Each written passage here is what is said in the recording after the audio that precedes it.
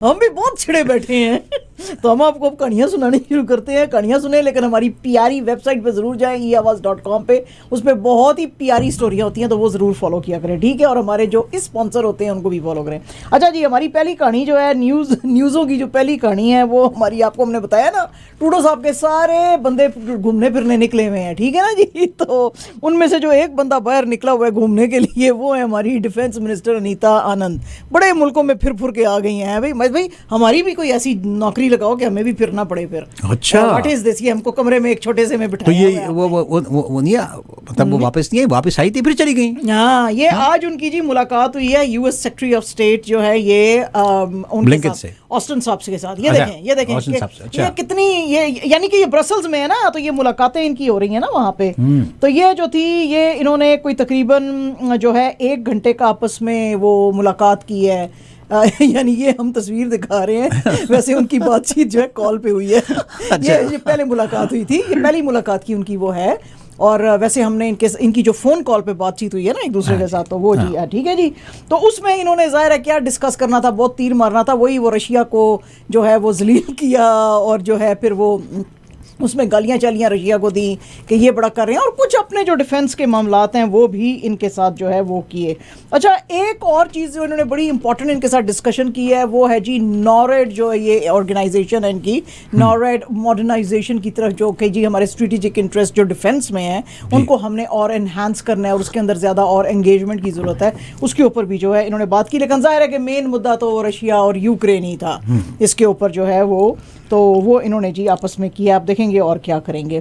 अच्छा जनाब, और सख्तियां यहाँ पे कनाडा में बढ़ने वाली हैं। शायद आपको अब जो आधे शेल्फ खाली नज़र आते हैं ना, पूरे भी शेल्फ खाली नज़र आ सकते हैं अगर ये जो रेल हमारी है, Calgary based Canadian Pacific railway, अगर इनके मामलात सेट ना हुए तो, और इनके आपस में झगड़े जो हैं वो चलते रहे। वैसे तो दोनों ही कह रहे हैं कि जी हम अपने झगड़े जो हैं वो आराम से निपटाने की कोशिश कर रहे हैं। They have 72 hours. The management have only 72 hours. अगर 1 AM संडे को वो जो है वो स्ट्राइक पे चले जाएंगे। आपकी बात 100% राइट है। ट्रकर्स की मुश्किलात आई हुई है यहाँ पर, फ्रेट की मुश्किलात आई हुई है। अगर यहाँ पर खुदा ना खास्ता ये ट्रेनें भी रुक गई तो उसके बाद फिर क्या होगा ये अल्लाह को मालूम है। जी जी बिल्कुल बिल्कुल। तो इधर अगर आप हमें कम कपड़ों में देखें, इसका मतलब आप समझ जाएं कि हमें कपड़े नहीं मिल रहे भाई, कपड़े नहीं मिल रहे। हाँ, जैसे माहिद भाई कहते हैं फटे हुए कपड़े, क्या करें भाई, कपड़े नहीं मिल रहे तो फटे हुए चिपका के आएंगे ना ऐसे हम हैं जी। तो ऐसा चक्कर है। तो जनाब ये बड़ी मुश्किलात आ सकती हैं, आपको और चीज़ें कब मिल सकती हैं कोई, क्योंकि वो कह रहे हैं जी तकरीबन 3000 जो लोग हैं सारे उसके अंदर हैं, इंजीनियर्स हैं, वर्कर्स हैं, टेक्नीशियंस हैं, वो अगर स्ट्राइक पे चले गए, क्योंकि इनके जो सैलरी के कुछ मामलात हैं, कुछ बेनिफिट्स के मामलात हैं, वो अगर हल ना हुए तो फिर ये मुश्किलें जो हैं और बढ़ सकती हैं। और ख़ास तौर पे जाहिर है कि ये जो गरीब लोग हैं इनके लिए तो सैलरी का ही मेन मकसद है, क्योंकि इन्फ्लेशन आपको पता है बहुत बढ़ गई है और चीज़ें बहुत एक्सपेंसिव हो गई हैं। तो वो कहते हैं जी हमारी सैलरी बढ़ाओ, और सैलरी जो सीपी रेल के पास इतने पैसे हैं कि वो 200 कितने बिलियन डॉलर का जो है वो अमेरिका में एक और ट्रेन की कंपनी खरीदने के चक्कर में है। तो it's not that they don't have money, जी जी जी, दे हैव द मनी। तो अपने वर्कर्स को दें आप, यही होता है ना। लेकिन जो होता है ना, जो अमीर बंदा होता है ना, उसका यही होता है ना। हमने वो सुनाई है ना एलॉन मस्क की स्टोरी, वो उसकी जो कहती है पार्टनर कहती है बिलो पॉवर्टी लाइन रहता है ये आदमी, दुनिया का सबसे अमीर, not one of the richest, the richest. हाँ, वो रहता है। तो ये होता है ना, बस वो होता है ना, एक वो है ना, जान जाए पर दमड़ी ना जाए। जान मेरी ले लो पर मैंने पैसा नहीं खर्च करना किसी के ऊपर। अपने साथ पता नहीं कब्र में लेके जाना है इन लोगों ने पैसा के, किधर लेके जाना है भाई, लोगों की कुछ हालत ठीक कर दो। नहीं, ये फिर हम इधर बैठ के ना ये इन ड्राइंग रूम में बड़ी बड़ी बातें करते हैं। फॉर्च्यून 500 कंपनीज, भाई वो फॉर्च्यून 500 क्यों बनी है? क्योंकि एक तो सबसे नंबर 1 टैलेंट की उनको कदर है, टैलेंट की जिस कदर है, और उसके साथ साथ उनको इतना कोई पैम्पर कर देते हैं, इतनी कोई उनको सैलरियां और बेनिफिट्स दे देते हैं कि लोग सारी सारी जिंदगी अपनी वहां गुजार देते हैं, छोड़ के जाने को सोचते ही नहीं है वो।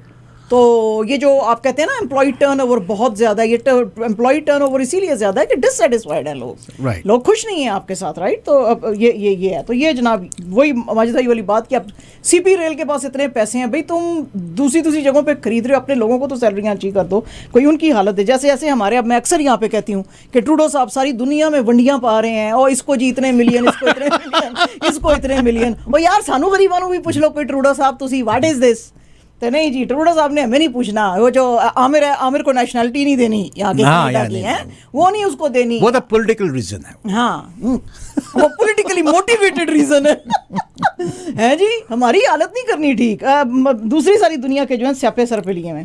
अच्छा जनाब, वैसे तो ये बड़ा मुल्क नहीं है, हम कहते हैं बड़े बड़े मुल्कों में छोटी छोटी बातें होती रहती हैं, लेकिन इसमें इस छोटे से मुल्क में बड़ी बड़ी बातें होती रहती हैं, है जी, हर वक्त। अच्छा जी, मैनिटोबा की जो प्रीमियर हैं हेदर स्टीफेंसन, अच्छा लोग भी जो है ना हाथ धो पे के ना यहाँ पे बेचारे पॉलिटिशियंस मस्कीनों के पीछे पड़ जाते हैं। दे नीड टू अंडरस्टैंड ये भी इंसान है, ये फरिश्ते नहीं है ये जो पॉलिटिशियन है। अच्छा ये एक जी यहाँ पे जो है एनडीपी की लीडर थी वैब किन्यू, उन्होंने इनसे एक सवाल किया कि वो जो लड़की क्रिस्टल मोसियो की डेथ हो गई थी, जो कि बड़ा एक क्रिटिकल इंसिडेंट समझा जाता है, ये जिस वक्त कोविड चल रहा था और उसको इलाज नहीं मिल पाया था, उसके ऊपर वो कर रही थी। तो उसके साथ ही इन्होंने एक और भी बात कह दी कि मैं हर वक्त जो है अपना बेटा जो कि इनका जो हॉकी खेलता है, बड़ा स्टार है वो, तो उसके बारे में मैं सोचती रहती हूँ। भाई चलो ठीक है, उसका कॉन्टेक्स्ट भी तो आप समझने की कोशिश करें कि भाई एज अ प्रीमियर मुझे लोगों का ख्याल है, जैसे मैं अपने बच्चे का भी ख्याल करती रहती हूँ और जैसे मैं उसकी अचीवमेंट्स पे प्राउड फील करती हूँ, मैं अपने लोगों की मैनिटोबा में भी अचीवमेंट्स को प्राउड फील करती हूँ। नहीं जी नहीं, उसका स्कैंडल बना लिया और इस बेचारी को जी फिर सॉरी बोलना पड़ा। इसने कहा जी वेरी सॉरी, चलो ठीक है, मुझे अपने बच्चे का जिक्र नहीं करना चाहिए था। बस ये बेचारे कनेडियन जो है ना हमारे जो पॉलिटिशियन, ये सॉरियों पे लगे हुए हैं, पीछे पड़ जाए तो मुश्किल हो जाती है। हाँ बस हर वक्त सॉरी पे लगे हुए हैं। इन सरों का नाम तो होना चाहिए सॉरी पॉलिटिशियंस हैं जी। तो बस यही है जी, फिर उसको बेचारी ने सॉरी किया तो फिर उसकी जी जान छोड़ी। अच्छा जी बात यह है कि कोविड के ज़माने में हम आपको, मैं और माजिद भाई को 1 साल से बता रहे हैं किसी के ट्रैप में ना आए। ओ जी पैसे ज़्यादा कमा लें, हम आपको बहुत अच्छी वैक्सीनें दे देंगे, ओ जी हम आपका जो है स्टॉक में पैसे लगा देते हैं, ओ आओ तुम्हें बड़ी अच्छी जॉब ले देते हैं। ये इसी तरह जो है ना ले और कुछ लोग करते हैं। ये अभी एक लड़के की हम आपको तस्वीर दिखा रहे हैं और उम्र इसकी देखें टोटल 22 साल है। इसका नाम है मैनिचन बर्गर। और इसने क्या किया जी, एक लड़की को कहा कि मैं तुमसे बड़ी मोहब्बत करता हूँ, मरा जा रहा हूँ तुम्हारे लिए, तुम्हारे बगैर जी नहीं सकता, ये है वो है। और फिर उसके बाद उसने क्या किया, उस लड़की बेचारी बच्ची को उसको सेक्स ट्रेड में धकेल दिया और फिर इतने जुल्म करता था, मारता पीटता था। जो पैसे कमाती थी वो पैसे भी नहीं करता था और फिर उसके सामने इसने अपनी 2 बिल्लियां भी मार दी। उसने जी किसी तरह वो बच के निकली, उसने जाके टोरंटो पुलिस को बताया तो टोरंटो पुलिस इसके पीछे बड़े अरसे से लगी हुई थी और फिर आखिरकार उन्होंने इस लड़के को पकड़ लिया। अब देखें कि 22 साल का लड़का और उसके ऊपर 10,000 पुलिस ने चार्जेस लगा दिए और इसको जेल में ये चला गया। इसकी क्या लाइफ रह जाएगी अगर 5, 6, 10 साल ये जेल में चला गया। बहरहाल जी करते हैं लोग, there are all kinds of people in this country. तो जी इसको पकड़ लिया बहरहाल फाइनली उन्होंने, और अब जो है वो पुलिस कह रही है कि और भी हमें लगता है विक्टिम्स होंगे जिनको इसने मैनिचम ने जो है वो किया होएगा ल्योर। तो वो लड़कियां भी सामने आए और हमको बताएं। अच्छा जनाब, और फिर एक और आई ओपनर खबर, ये जो इधर बैठ के हमें जो स्पेशली फोने करते हैं ना, ओ जी करेंसी का कन्वर्जन रेट डालें और जी यहाँ पे बड़े हालात अच्छे हैं, ओ जी पाकिस्तान में तो लोग मरे जा रहे हैं, पाकिस्तान में तो हालात अच्छे नहीं हैं। अच्छा जी भाई साहब, फिर से आज फिर से, हमेशा तो हम स्टैट्स कनाडा की खबरें सुनाते हैं ना, आज लेजर पोल ने कोई तकरीबन 1500 के ऊपर लोगों का आज एक पोल किया है। उनसे पूछा है जी कि आपको ये जो सारा इन्फ्लेशन और ये सारा जो चल रहा है इसके बारे में how it's going to affect you, right. 4 into 5 जो यानी कि 5 में से जो 4 बंदे थे ना, उन्होंने कहा है जी कि इतनी ज्यादा ये जो हैं ग्रोसरी बिल हमारे ऊपर चले गए हैं कि हम अब सिर्फ एसेंशियल चीजें खरीदते हैं। ये जो पोल था ये लेजर वालों ने करवाया था। उसमें भी जो कम कीमत की चीजें हैं वो खरीदते हैं हम, हर ग्रोसरी नहीं है। मतलब अगर है 4 टमाटर चाहिए तो हम 2 ले रहे हैं, लेकिन अगर वाइन टोमेटो सस्ते हैं तो हम वो छोटे बेशक इतने से हैं वो हम ले लेंगे, वो बड़ा वाला नहीं हम लेंगे, राइट। अच्छा जी, इसके अलावा उन्होंने कहा जी कि आपका गाड़ियां जो हैं, गाड़ियों के बारे में क्या ख्याल है। उन्होंने कहा जी एक तो नंबर 1 गैस की प्राइस इतनी ऊपर चली गई है तो एक तो गाड़ी हमने जाने ही दी है, एक तो गाड़ी हम बिल्कुल ही नहीं चला रहे हैं, और जो दूसरी अगर कोई है भी हमारे पास अव्वल तो है नहीं, अगर है तो इतना कम चला रहे हैं कि कम से कम पेट्रोल लगे। एंड हम किस मुल्क के बारे में माजिद भाई बात कर रहे हैं? अफगानिस्तान के बारे में, कनाडा के बारे में हम बात कर रहे हैं। लोगों के पास फिर से आज उन्होंने बताया कि रोटी नहीं है खाने के लिए in this country. And this poll is not done by 770। और जो रेस्टोरेंट्स में पहले बहुत ज्यादा जाया करते थे, अब नहीं जा रहे, वो कहते हैं हम बिल्कुल नहीं 1 in 3 they said we are not going to restaurants. Yes, we are not going to the restaurants, जो कि भरे होते थे किसी जमाने में। तो वो जी उन्होंने कहा है। तो जनाब ये यहाँ पे जो है हालात है। इसके साथ साथ ही स्टैट्स कनाडा की भी खबर आएगी, वो भी हम आपको बताएंगे कि कितने % लोग जो है वो कहते हैं जी हमने ग्रोसरियां जो हैं छोड़ दी हैं, कभी कभी कुछ बहुत इसेंशियल ताकि हम मेडिसिन ले सकें, और कभी कभी मेडिसिन छोड़ दी हैं कि हम रोटी ले सकें। तो ये भी अभी आने वाली है इसकी, वो भी हम आपके साथ करेंगे। ये आज लेजर की रिपोर्ट थी। अच्छा जनाब, अच्छे लोगों की कमी नहीं है दुनिया में। आपको पता है कि कुछ अर्सा पहले एक जो वैंकूवर आइलैंड में बड़ा एक ये स्टोरी आई थी, बड़ी फ्लैश हुई थी कि एक बहुत ही अबंडेंट सा एक रिजॉर्ट पूरा पड़ा हुआ था, उसको बिल्कुल ही जैसे होता है ना कचरे का डब्बे में फेंका होता है, फेंका हुआ था। तो वहां पे एक मियाँ बीवी है कपल, उन्होंने वो रिजॉर्ट जो था वो खरीद लिया था, बहुत ही उनको कम प्राइस पे मिला था, और वो सोच रहे थे कि इस सारे के सारे को 360 डिग्री में रेनोवेट करके इस सब को किराए पे चढ़ाया जाए, और जो टूरिस्ट हैं उनको, क्योंकि वैंकूवर में तो वैसे भी ज्यादा टूरिस्ट जाते हैं ना वेदर की वजह से, वेदर ज्यादा अच्छा है वहां पे, यहाँ पे जो है वो ओंटारियो की बनिस्बत। तो ये जो है ब्रायन हॉलोवेचक और इसकी जो वाइफ है ये इसको सारा रेनोवेट कर रहे थे। अब इनको काफी वो कहते हैं जी हेडेक्स हमको मिले रेनोवेशंस में, लेकिन अब हमने कर लिए। लेकिन अब हम क्या कर रहे हैं कि अब हम इसको अब किराए पे नहीं चढ़ा रहे। अब ये जो कनाडा के अंदर यूक्रेनियन रेफ्यूजीज आ रहे हैं उनको हम इस रिजॉर्ट पे रखेंगे अब। okay. जी, तो काफ़ी इसकी ज़बरदस्त फैसिलिटीज़ हैं यहाँ पे, और वो कहते हैं जी कि we need to step up also with the government. जैसे गवर्नमेंट इनकी हेल्प करी है तो हमको भी प्राइवेट सेक्टर में हेल्प करने की ज़रूरत है। तो हम इसको किराए पर नहीं चढ़ा रहे, लोगों की हम हेल्प करेंगे। ये एक जी रिपोर्ट अब आई है। हम तो इधर ओंटारियो में कह रहे हैं कि केसेस कम होते जा रहे हैं, हालांकि डॉक्टर्स ने कुछ ने कहा है कि मई के महीने में ये ऊपर जाने शुरू करेंगे, और भी कुछ मुल्कों में और जगहों पे हम जो है रिस्ट्रिक्शंस भी अब जो है वो करते जा रहे हैं, रिलैक्स करते जा रहे हैं। लेकिन साउथ कोरिया में प्रॉब्लम्स बढ़ गई हैं। साउथ कोरिया ने जैसे ही रिलैक्स किए हैं तो इस वक्त दुनिया में सबसे ज्यादा, अकॉर्डिंग टू वॉशिंगटन पोस्ट, सबसे ज्यादा केसेस जो है साउथ कोरिया के अंदर जो हैं वो किए जा रहे हैं, डिटेक्ट किए जा रहे हैं। As of yesterday which is Thursday 621,000 से ज्यादा डेली केसेस सामने आए हैं साउथ कोरिया में, जो कि छोटा सा मुल्क है और उसकी छोटी पॉपुलेशन है, और 429 डेथ्स हुई हैं यहाँ पे। तो ये इतना सीवियर रिसर्जेंट है वायरस यहाँ पे। ये वो एक नया वायरस जो आया है। हाँ वो लेकिन वो कहते हैं कि ओमिक्रॉन ने भी काफी, जो B2 या वो है ना, उसके अलावा ओमिक्रॉन ने भी वो कहते हैं काफी इधर तबाही मचाई हुई है। तो केसेस दुनिया में अब सबसे ज्यादा साउथ कोरिया के अंदर जो हैं वो ऊपर जा रहे हैं। अच्छा जनाब, सारी दुनिया में क्या चीज सबसे बड़ी है जी, जो है सबसे बड़ा रुपया है जी, सबसे बड़ा 9/11 किधर किसने किया जी? सऊदी लड़कों ने किया। बदबख्ती किसकी आई? मस्कीनों की, तालिबान की है। अफगानिस्तान को बर्बाद करके रख दिया। सऊदी के साथ ताल्लुकात हमने नहीं खराब करने, चाहे दुनिया इधर की उधर हो जाए, है जी। अच्छा जी, कितनी बातें आई, सऊदी के अंदर इन्वेस्ट ना करो, सऊदी जो है वो बड़ा ख़राब कंट्री है, सऊदी जो है वो उनको वेपन्स ना दो, ये दूसरों के ऊपर वेपन्स करता है। अच्छा जी, आज की न्यूज़ है, and this is wall street journal की ये न्यूज़ है। फॉक्सकॉम, जो कि आपको पता है कि not one of the largest जो दुनिया की कंपनी है, ये जो बनाते हैं, ये जो इलेक्ट्रॉनिक्स के अंदर छोटी छोटी चीज़ें नहीं होती, वो कंज्यूमर इलेक्ट्रॉनिक्स की चीज़ें बनाते हैं ये लोग। द लार्जेस्ट ये जो है प्रोड्यूसर हैं ऑफ कॉन्ट्रैक्ट असेंबलर हैं ये, ठीक है जी। इन्होंने कहा है कि सऊदी अरेबिया के अंदर हम $9 बिलियन की इन्वेस्टमेंट करने लगे हैं। वहाँ पे हम ये प्लांट खोल रहे हैं जिसके के अंदर हम ये जितने भी आईफोन वालों को पार्ट्स चाहिए या और इस तरह के हाईटेक क्रे कंप्यूटर्स और जितने इतने हाईटेक चीज़ें जो दुनिया में हैं इलेक्ट्रॉनिक्स की, उनके ये कंपोनेंट्स हम अब सऊदी अरेबिया के अंदर बनाएंगे। एक तो वो कहते हैं जी कि इसमें हम ये ह्यूज अनटैप्ड मार्केट है मिडिल ईस्ट की भी, उसको भी, और मिडिल ईस्ट में होने की वजह से हम बाकी दुनिया के साथ भी हमारी कनेक्टिविटी जो है बहुत ज्यादा, और लेबर भी सस्ता है। हाँ, लेबर भी सस्ता है, तो वो हम उससे भी कनेक्ट हो जाएंगे। तो ये जी वहाँ पे आए हैं, और ये जो है आपको पता है कि ये वैसे बेसिकली जो ये जो इनके ओनर हैं ताइवानीज हैं, और ये बिलियनियर जो है टेरी गू, उसकी ये कंपनी है, ताइवानीज बिलियनियर टेरी गू उसकी कंपनी है। तो उन्होंने कहा जी कि ये अब हम इधर सेटअप लगा रहे हैं। तो अब इसमें जाहिर है कि जो रीजनल पार्टनर्स हैं, खास तौर पे यूएई तो यूएई की बड़ी आंखें हैं इसके ऊपर कि भाई ये तो हमने बनाया हुआ ट्रेड हब तो मिडिल ईस्ट में। लेकिन आपको पता ही है, हमने आपको कुछ दिन पहले बताई थी, 2-3 महीने पहले, कि मोहम्मद बिन सलमान अब अट्रैक्ट करने की कोशिश कर रहे हैं दुनिया को। उन्होंने कहा है कि हम आपको यूएई से ज़्यादा सहूलतें देंगे, and anyway Saudi is a bigger market.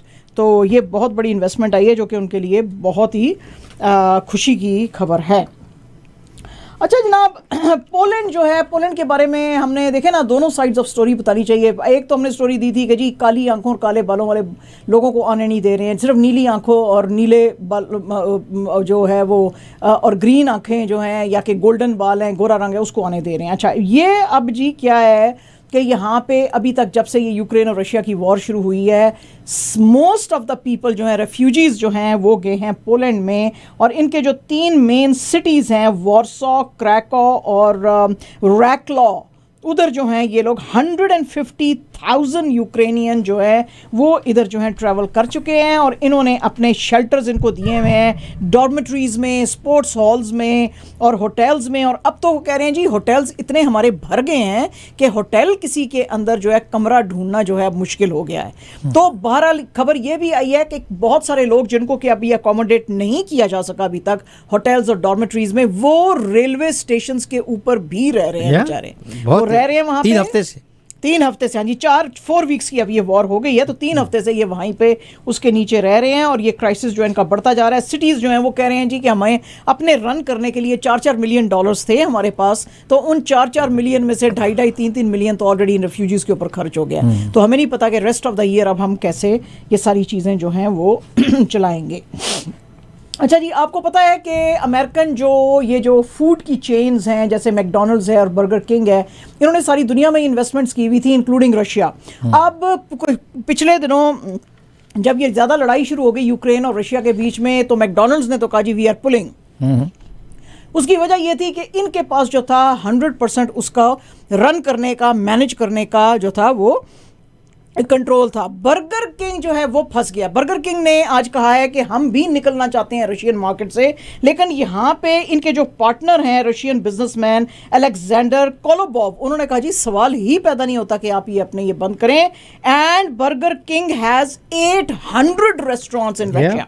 उन्होंने कहा एक भी आप रेस्टोरेंट जो है वो बंद नहीं कर सकते। This is owned by restaurant brand international, है ना, आरबीआई ओन करती है इसको, और जो टिम हॉर्टन एंड पोपाइज को भी ओन करती है। तो ये लोग का 15% का वहाँ पर 15% भी billions, know that is billions. लेकिन अब वो सोच रहे हैं कि इस 15% को भी बेच दें ये लोग। हाँ, बेचने के लिए आपको रशिया का कोई आदमी चाहिए होगा ना। यस।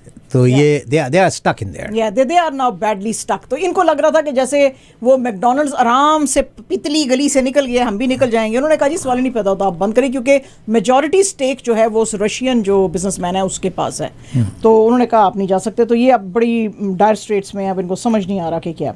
अच्छा जी, ये जो भी आरफाबाजी ने अभी आपको बताया कि व्लादिमीर पुतिन ने स्पीच वहाँ पे की है उधर आज रशियंस को, और बड़ी उनको शाबाशी दी कि तुम बड़ी बहादुर कौम है। अपने सोल्जर्स की इन्होंने बड़ी तारीफ की है।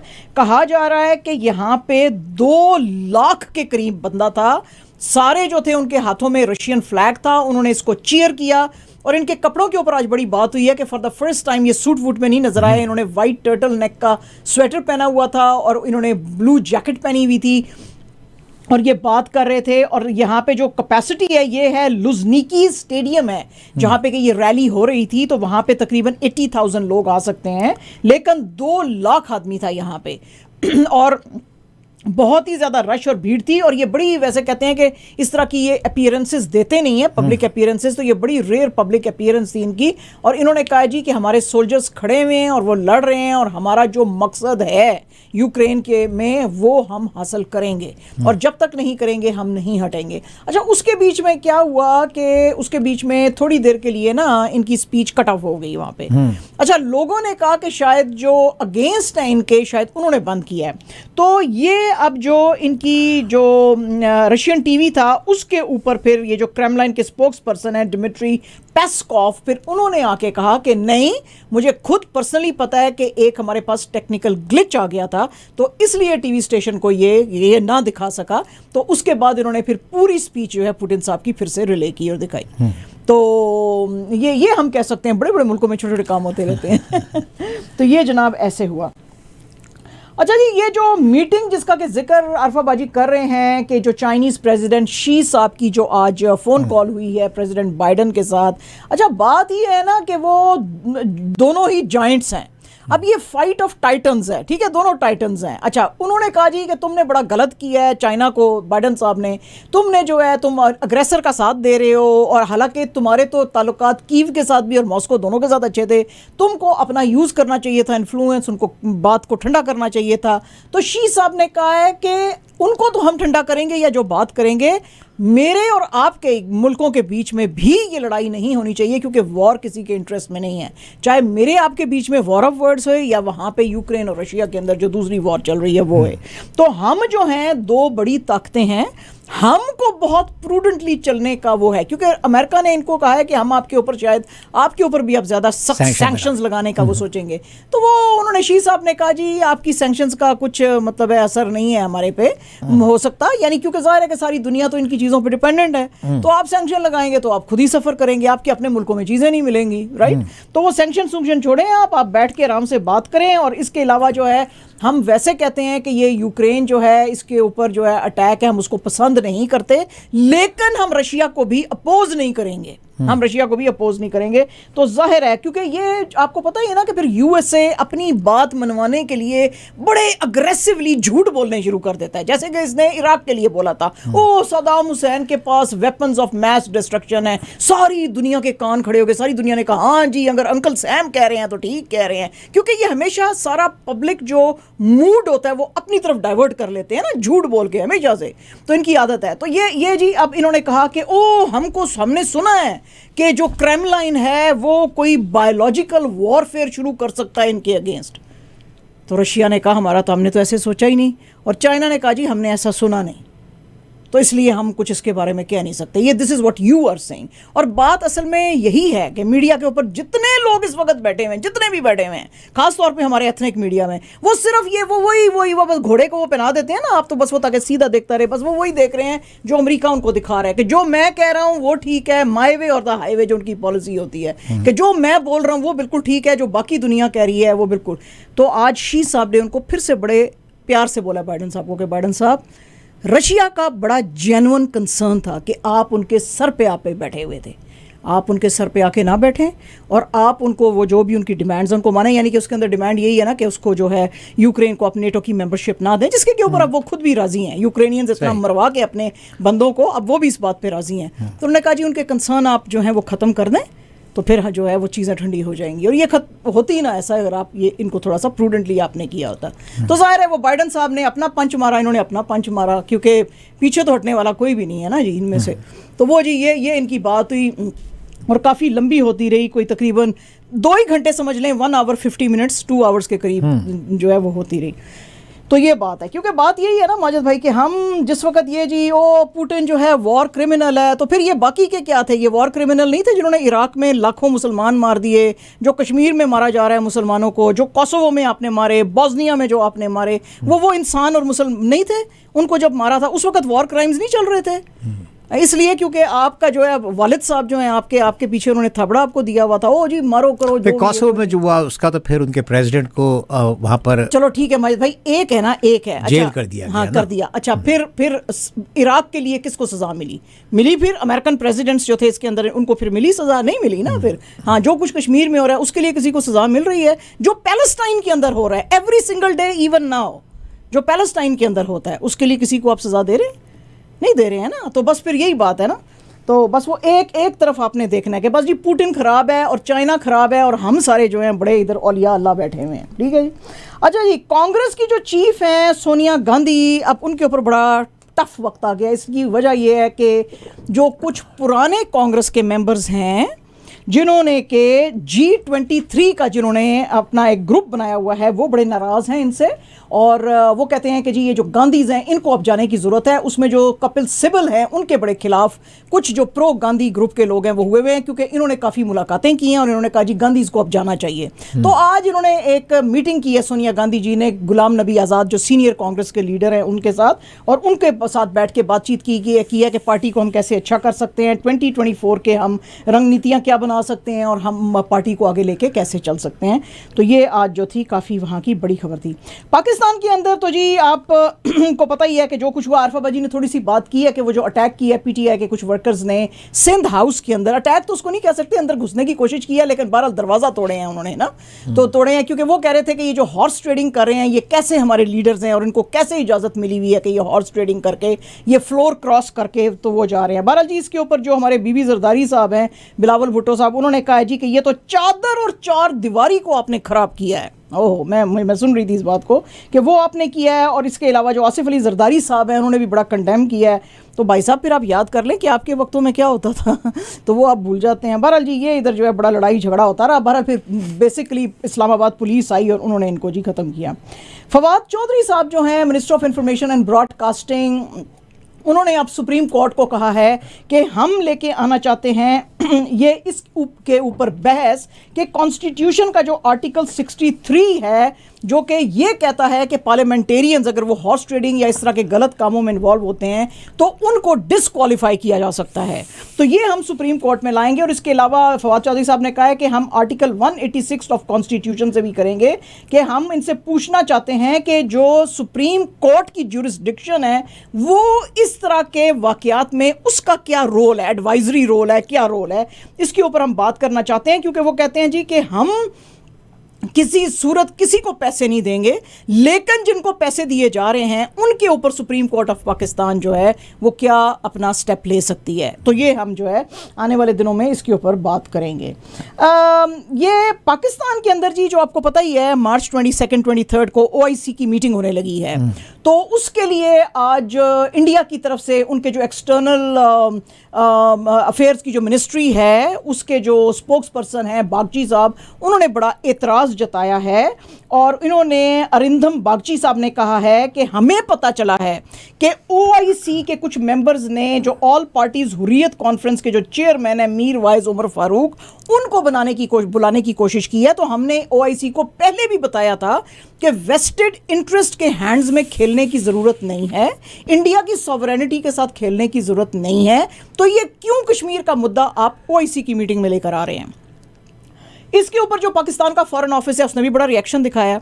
उन्होंने कहा जी कि कश्मीर आपका सॉवरेनिटी का या आपका इंटरनल मामला नहीं है, बेशुमार यूनाइटेड नेशन सिक्योरिटी काउंसिल की इसके ऊपर रेजोल्यूशंस हैं, आपके अपने प्राइम मिनिस्टर के बयानात हैं जो उन्होंने कहा है कि ये डिस्प्यूटेड टेरिटरी है और इनको हक देना चाहिए कि ये डिसाइड करें कि ये कैसे रहना चाहते हैं कश्मीरी जो हैं। तो इसलिए हमें धमकियां देने के या किसी भी बंदे को जो कि OIC की मीटिंग के लिए आ रहा है उसके डिसीजन को इन्फ्लुएंस करने की ज़रूरत नहीं है, क्योंकि वैसे भी OIC एक रेजोल्यूशन कश्मीर के ऊपर दे चुकी है कि आप वहाँ पर वाकई जुल्म कर रहे हैं। तो आज इसके ऊपर जो है काफ़ी बहस होती थी। अच्छा जी, ये बड़ी आपको पता ही है ग्लैमरस लाइफस्टाइल आप देखते हैं बॉलीवुड का और आप कहते हैं वाओ क्या लाइफस्टाइल है ये है, लेकिन जो उसके पीछे गंद होता है ना उसके बारे में आपको नहीं पता होता कि ये क्या है। अब आप देखें कि करिश्मा कपूर फैमिली की लड़की, हसीन तरीन और अपने करियर के टॉप पे थी जब इसने ये जो बिजनेसमैन था संजय इसके साथ शादी की। तो आज इसने बड़ी रेवलेशंस की हैं। उनसे पूछा गया कि भाई आपने तो बड़ी जो है आपकी तो शादी आप करना चाहती थी अमिताभ के बेटे के साथ हैं, उसके साथ जो है उसके साथ आप करना चाहते थे, तो आपने अमिताभ के बेटे को छोड़ के इसके साथ क्यों किया? तो उसने कहा जी मुझे इसने बड़े सब्ज़ बाग दिखाए, बड़ी मोहब्बत तो ये तो वो, लेकिन जब मैंने शादी की तो मुझे पता चला कि ये तो ठीक आदमी नहीं है, ये मुझे अपने फ्रेंड्स के साथ जो है नाजायज़ ताल्लुकात रखने को बोलता था। और जब मैं ना बोलती थी क्यों अपने बिजनेस को बढ़ाने के लिए, तो जब मैं ना बोलती थी तो ये मेरे साथ जो है बड़ा मेरे पे जुल्म करता था। और यहाँ तक ये कि ये नहीं सिर्फ बल्कि इसकी माँ जो थी वो भी बड़ी बदतमीज़ी से पेश आती थी। वो एक दफ़ा मेरे लिए एक ड्रेस लेकर आई, मैं प्रेग्नेंट थी, मैं उसके अंदर फिट नहीं आई, तो इसने कहा कि ये देखो ज़रा इसका हुलिया कैसे हो गया, इसके मुंह पे आपने थप्पड़ क्यों नहीं मारा। तो इस तरह की बातें, बहरहाल ये एलिगेशंस हैं जी जो दोनों साइड से हैं। संजय भी इनके बारे में बहुत कुछ बातें करता है। और ये भी उनके बारे में बहुत करती हैं। बहरहाल आज जो ये इन्होंने रेवलेशंस की हैं, ये इसने काफ़ी लोगों को चौंकाया है, क्योंकि ये बातें आज तक इसने की नहीं थी कि अपने दोस्तों के साथ ताल्लुक़ रखने को मुझे बोलता है।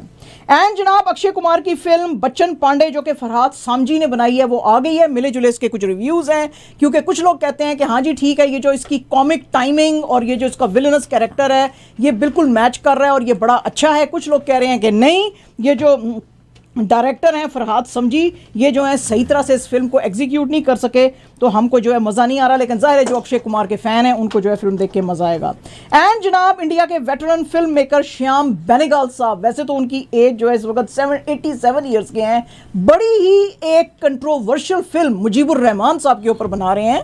और ये फिल्म जो है इंडिया और बांग्लादेश के कोऑपरेशन से बनेगी और ज़्यादातर इस फिल्म को इंडिया और बांग्लादेश में ही शूट किया जा रहा है। और जो इनके शेख मुजीबुर रहमान की लाइफ जो थी उसके ऊपर जो है ये फिल्म अब लगाई जाएगी।